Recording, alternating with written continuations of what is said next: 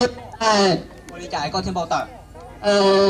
Tên là có những ở bên tây hồ nhưng là có chỉ cho lên một đàn đời bên thì lia không một lý sáng mất trồng một xe. Bây giờ nếu cho lùa như nói họ chỉ cởi tên nó. Bên cho lùa một cái tên cho cháu thì rất nhiều đua là thích gì nhiều co. Rồi. Chỉ có tài ơi, vài khi có bao đó. Rồi cho là cứ tiêu chữ hay hả cho Trung Quốc cứ rồi chỉ nó tăng nó tới chờ nó là gì vậy? Có thu chơi à? Chỉ tuổi cứ cái tên mong lệ, chỉ tuổi trung chi mong lệ, chuyên môn cờ, sĩ đa sĩ đen cờ đâu cờ đâu thì siêu chỉ tuổi họ cái tên mong tỏ cái đi siêu coi chỉ tỏ cái chỉ ni muốn đã tới ni muốn cái mong kính kính cái tuổi tới chỉ ni chỉ cho nhà này nhà nhà lại rồi nhảy cùng thế nào? Cái tàu cái cùi ở đi cả xá. Mong chỉ muốn được chơi đó.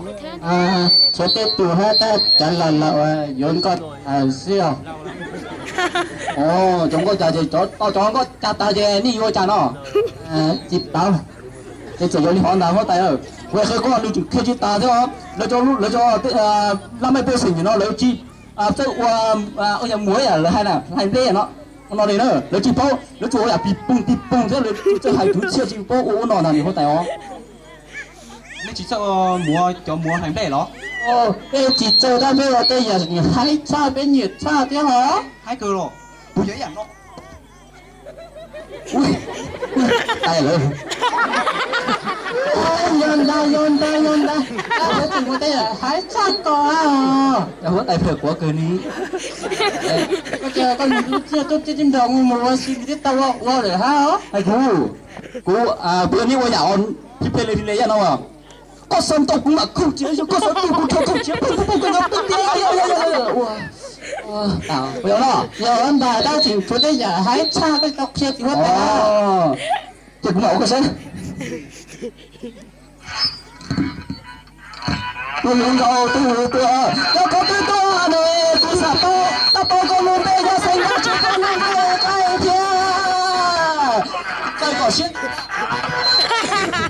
Nhặt tài chứ bỏ khác rồi. Đây rồi đây giờ cái nhìn đã chịu tao.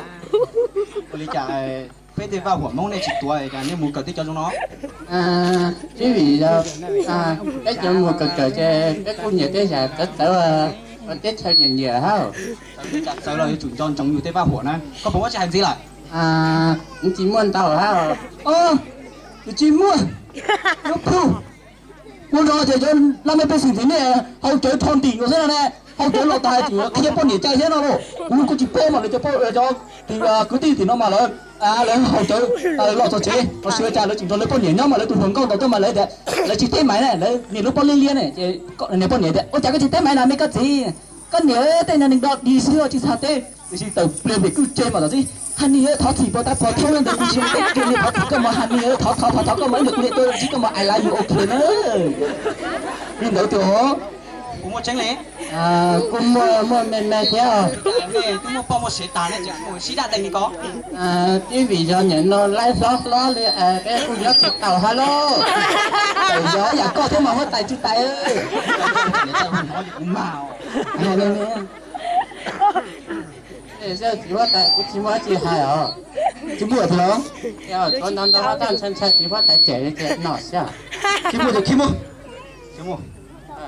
chỉ tập chỉ tàu tính tổng cho con cho cháu lấy cái sẻ cái này có tính tổng của mình không cái tính tổng cho con nó này có một trò này cho làm mi bên sảnh có chủ kiaเลยจ้ะôi chà ôi有chủตัว被叫vàoหัวmông cái cỡ luôn thế thì chỉ xong một被叫cho qua chơi số đời cỡ oi ya thế gì còn béo nành mông thì vào mình ngủ nè cho chống người kia nó có cho mình có sảnh bao người giao mà khai treo bút từ tới anh có biết tiếng đâu anh tôi chứ vàoหัวnó chà tôi tiền chứ vàoหัวchà tuổi nó nhô xe chú vàoหัวchỉ muốn vàoหัวliền chỉ hóa tài ơi ôi ơi có chú chứ là chú ấy thì không có tôi hỏi sao chú ấy nhà chú này nó thế